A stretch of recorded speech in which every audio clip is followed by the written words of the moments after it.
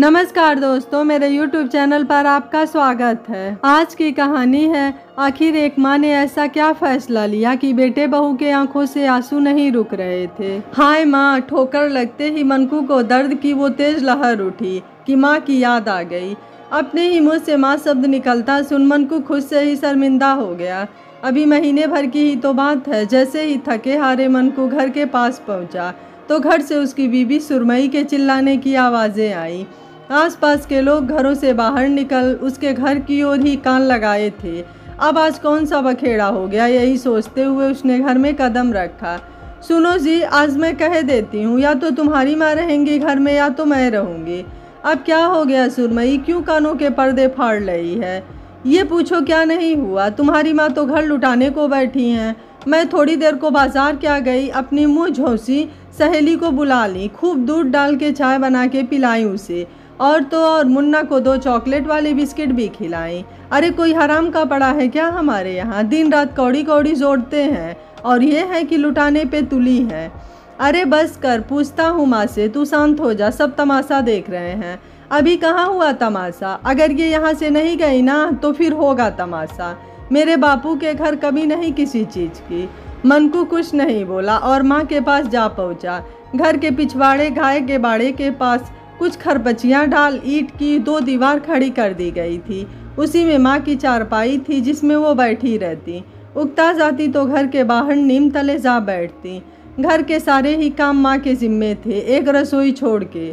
रसोई में तो बस सुरमई का ही राज चलता था। माँ कभी कुछ नहीं कहती। कभी कभी आंखें बरस पड़ती तो साड़ी के पल्लू से पोंछ लेती। जैसे तैसे आंसू गलती से आ गए। 2 बच्चों की माँ रामकली आज अपने ही घर में बोझ थी। पति तो भरी जवानी में छोटे छोटे बच्चों को छोड़कर चल बसे। सबने दूसरे ब्याह पे कितना जोर दिया पर वो ना मानी। पति के जाने का दुख मन से समा, उसने खेती बाड़ी करने के लिए कमर बांध ली। दिन रात की मेहनत से उसने दोनों बच्चों को पाला। बेटी पुष्पा का ब्याह कर फिर 2 साल बाद मनकू का ब्याह भी शान से किया। यूँ तो मनकू का नाम मणिक लाल था पर सभी उसे मनकू ही कहा करते। मनकू को गांव के ही किसान किशन लाल की लड़की सुरमई से प्रेम हो गया। 8वीं पेल सुरमई देखने में ठीक ही थी, जबकि रामकली ने बहू के रूप में अपनी सहेली के बेटी गौरी को पसंद कर रखा था। पर मनकू की जिद के आगे वो कुछ न बोल सके। सुरमई जब से घर में आई, घर क्लेश का मैदान बन गया। कोई पड़ोसी ऐसा ना बचा हो जिससे सुरमई ने झगड़ा ना किया हो। झगड़ती भी यूं कि सामने वाले को उसके मुंह से निकली गालियां सुन के शर्म आ जाए। दिन रात उसका हालचाल पूछने वाले पड़ोसी अब उनके घर झांकते तक ना थे। रामकली को इतना सदमा कि वो धीरे धीरे बीमार रहने लगी, पर उस बीमारी में भी वो घर के काम करती रहती। खाने को वही मिलता जो सुरमई थाली में दे जाती। शुरू में तो उसने मनकू से 2-4 बार शिकायत भी की, पर कोई असर होता ना देख उसने अपने मुंह पर ताला लगा लिया। अब वो किसी से कोई बात ना करती, पर अंदर ही अंदर खुलती जा रही थी। पुष्पा तो अब आती ही नहीं थी, उससे माँ की ये हालत देखी नहीं जाती थी। माँ, ओ माँ, क्या हुआ आज फिर? ये सुरमई क्या कह रही है? कौन सहेली ऐसी थी तेरी? गौरी की माँ, रामकली ने धीरे से जवाब दिया, जैसे उसने कोई चोरी कर ली हो। क्यों? वो बेटा, गौरी की शादी तय हो गई है तो निमंत्रण पत्र देने आई थी, तो मैंने चाय बना दी, पर कसम से 1 चम्मच दूध ही डाला था। अब खाली चाय देना अच्छा नहीं लगता, तो 2 मुन्ना के बिस्कुट भी आगे रख दिए थे। क्या ज़रूरत है सबसे रिश्ते रखने की? तुम्हें भी ना चैन नहीं है माँ। थका हारा घर आता हूँ तो तुम दोनों चैन नहीं लेने देती हो। देखो माँ, अगर तुम्हारी बहू को ये सब नहीं पसंद तो मत करो ना ये सब। घर में मुन्ना है ना, उसका ध्यान रखो, वक्त कट जाएगा, वरना साथ रहना मुश्किल है, सोच लो। रामकली के मुँह से कोई शब्द ना निकला। वो बस आंखें फाड़ अपने सपूत को देखती रह गई। 6 दिन बाद सुबह घर में रामकली कहीं दिखाई नहीं दी। मनकू ढूंढने निकला तो सुरमई ने उसे मना कर दिया। कोई ज़रूरत नहीं है, गई होंगी अपनी सहेलियों के यहाँ। पर देख तो आऊँ, मैंने कहा ना कि नहीं। चाहते हुए भी मनकू माँ को ढूंढने नहीं गया। रात हो गई पर रामकली का कहीं भी अता पता नहीं था। दूसरे दिन ढूंढने पर भी वो सारे गांव में नहीं मिली। आज उसे गए हुए 1 महीना होने को आया। मनकू और सुरमई तो जैसे उसे भूल ही गए। कभी मुन्ना याद करता तो उसे बहला दिया जाता। आज मनकू को फसल कटाई करनी थी। 2 मजदूर साथ लेकर वो खेत पर पहुंचा। अभी कटाई शुरू किए उसे 1 घंटा भी नहीं हुआ था कि आवाज ने उसके हाथों को रोक दिया। मणिक लाल, मणिक लाल। अपना नाम सुनकर वो चौंक गया। गांव में तो सभी उसे मनकू कहते हैं। उसने देखा तो एक काले कोट वाला आदमी हाथ में कुछ कागज लिए उसे पुकार रहा था। साथ में पुलिस वर्दी में एक हवलदार भी था। वो जल्दी से गमछे से हाथ पोंछता हुआ उनके पास पहुंचा। जी, मैं हूँ मणिकलाल। पिता का नाम मदन लाल। हाँ जी। माँ का नाम रामकली। हाँ जी। क्या बात है? तुम्हारे नाम कोर्ट का नोटिस है। ये खेत और तुम्हारा घर जहाँ तुम रहते हो श्रीमती रामकली के नाम है। तुम खेत में नहीं आ सकते और वो घर भी 4 दिन में खाली करना होगा। उस घर से तुम बस वही ले जा सकते हो जिसका बिल तुम्हारे नाम है। ये कोर्ट का आदेश है। अवमानना करने पर गिरफ्तार हो सकते हो। रोको कटाई। साहब, ये आप क्या कह रहे हैं? मैं रामकली का बेटा हूँ। अरे वाह रे बेटे, जिसे ये नहीं पता कि उसकी माँ 1 महीने से आश्रम में पड़ी थी। हवलदार के चेहरे पे तंज वाली हंसी आ गई। साहब, मैं ढूंढ तो रहा था। अरे बस कर, कानून से बंधा हूँ, वरना तेरे जैसे बेटे की तो मैं। चल भाग यहाँ से। मनकू के होश उड़ गए। अब क्या करेगा वो? कैसे अपना परिवार चलाएगा? घर की ओर बढ़ते हुए ठोकर लगने पर माँ ही याद आई। आज अपने आप पर वो बहुत शर्मिंदा था, पर अब क्या हो सकता था? सच ही कहते हैं कि माँ धरती है, उसकी सहने की क्षमता बहुत है, पर अगर गुस्से में आ जाए तो दुनिया हिला दे। आज मनकू की भी दुनिया हिल चुकी थी। 2 दिन बाद रामकली अपनी बेटी पुष्पा और दामाद के साथ दरवाजे पर खड़ी थी। उनके साथ पुष्पा का देवर धीरज भी था, जो अब वकील बन चुका था। माँ को दरवाजे पर देखते ही मनकू ने लपक कर माँ के पैर छुए, पर रामकली ने उसकी ओर देखा तक नहीं। माँ, मुझे माफ़ कर दो, ऐसे मुंह मत मोड़ो। मैं तेरा बेटा हूँ ना, मुझे तुझसे कोई बात नहीं करनी है। ऐसा मत कहो माँ, चाहे तो मुझे मार डालो। मनकू माँ के पैरों पे सर पटकते हुए बोला। सुरमई की तो कुछ बोलने की हिम्मत ही नहीं थी, बस हाथ जोड़े सास के सामने खड़ी हो गई। रामकली ने फिर भी उसकी ओर नहीं देखा तो उसने मुन्ना को आगे बढ़ा दिया और मुन्ना के दादी कहते ही बर्फ बनी रामकली पिघल उठी।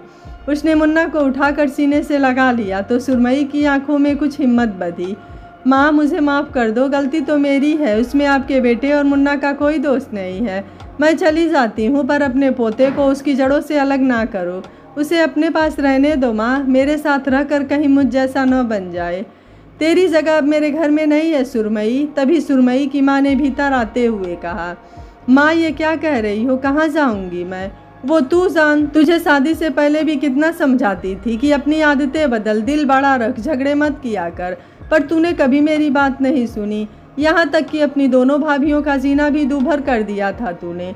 तेरी शादी के बाद मेरे घर में अमन चैन है, मगर दुख ये है कि रामकली बहन का घर तूने उजाड़ दिया। माँ, ऐसा मत कहो। सुरमई फपक पड़ी। ये रोना ही अब तेरी किस्मत है बेटी। मैं बस इतना कहने आई थी कि मेरे घर की ओर मत आना। तेरे लिए वो दरवाज़ा अब बंद हो गया है। इतना कह सुरमई की माँ ने रामकली के हाथ जोड़े और निकल गई। माँ, माँ, सुरमई पुकारती रही, पर उसने मुड़कर नहीं देखा। उधर मनकू अभी तक माँ के पैरों के पास ही बैठा था और मुन्ना दादी की ठोड़ी पकड़ उसे बार बार अपनी ओर घुमाने की कोशिश में लगा था। रामकली ने इशारे से पुष्पा को बुला के मुन्ना को उसे पकड़ाया और खड़ी हो गई। सुरमई, हाँ माँ। दालान के तख्त पे गद्दा बिछा के चादर लगा दे। आज सर्दी बहुत है, रजाई निकाल दे, मैं दालान में ही रहूँगी। अब शाम हो गई है, चाय बना सबके लिए। और खाने में तेरी ननद क्या खाएगी पूछ ले। धीरज की पसंद भी उसी से पूछ ले। दोनों खाना खा के ही जाएंगे। हाँ माँ, मैं अभी लाती हूँ, बस थोड़ी देर। सुरमई को जैसे मौत की सज़ा होते होते रह गई हो। वो जाती जाती पलट कर रामकली के पैरों में सर रखकर जोर जोर से रो पड़ी। अब बस कर, रामकली ने उसके सर पर हाथ रखते हुए कहा। और तू भी उठ मनकू, पेटी में से रजाई निकाल, मुझे ठंडी लग रही है। अभी निकालता हूँ माँ। मनकू को जैसे पंख लग गए। उसने दालान में तख्त पे साफ सुथरा बिस्तरा लगाकर 2 तकिए और एक गोल तकिया भी रख दिया। थोड़ी देर बाद सभी दालान में बैठे थे। रंग बिरंगी रजाई ओढ़े रामकली शान से तकियों के टेक लगाए चाय पी रही थी। सुरमई ने चाय के साथ आलू और प्याज के पकौड़े भी तल दिए थे कि तभी गौरी ने दालान में कदम रखते ही कहा, अरे वाह, पकौड़े तो मैं भी खाऊंगी सुरमई। हाँ हाँ, आओ ना, ये लो, मैं चाय भी बना लाती हूँ। और मैं चाय नहीं पीती सुरमई, बस ये पकौड़े ही बहुत हैं। फिर वो रामकली की ओर मुड़ी। तो मौसी, बड़ी सेवा हो रही है। वो जोर से हंसी। हाँ बेटा, कब तक होती है ये देखना है। ऐसा मत कहो माँ, मैं मुन्ना की कसम खाती हूँ अब कोई गलती नहीं करूँगी। तो सुन बहू, ये जो वकील और हवलदार आए थे ना, वो सब नाटक था, तुम दोनों को सबक देने के लिए, और इसका आयोजन गौरी ने किया था। पुष्पा और धीरज के साथ मिलके वो वकील जो था वो वकील ही है, धीरज का सहयोगी, और जो हवलदार बना था वो गौरी का होने वाला पति है रमेश। गौरी चाहती थी कि उसकी शादी से पहले सब ठीक हो जाए और हम सब उसकी शादी में शामिल हो। पुष्पा तो उसके बचपन की सहेली है, मगर जो घर के हालात थे उसमें शादी में शामिल होना नामुमकिन था। ओ ये बात थी, पर आप 1 महीना रही कहाँ? सुरमई ने चौंक कर पूछा।